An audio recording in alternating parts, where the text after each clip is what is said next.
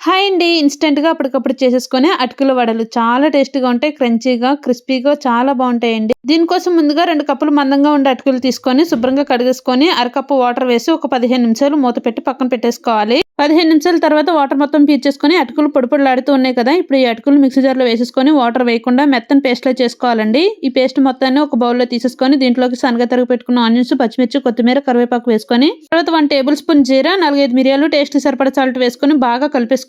దీంట్లోనే అరకప్పు బియ్యం పిండి కొంచెం కొంచెంగా వేసుకుంటూ కలుపుకోవాలండి. అలాగే పావు కప్పు పెరుగు కొంచెం కొంచెంగా వేసుకుంటూ కలుపుకొని బ్యాటర్ మరీ లూజ్ అవ్వకుండా చూసుకోవాలండి. తర్వాత చేతికి కొంచెం ఆయిల్ అప్లై చేసుకొని ఈ విధంగా చిన్న చిన్న ముద్దల్లా తీసుకొని వడల్లా చేసేసుకోవాలి.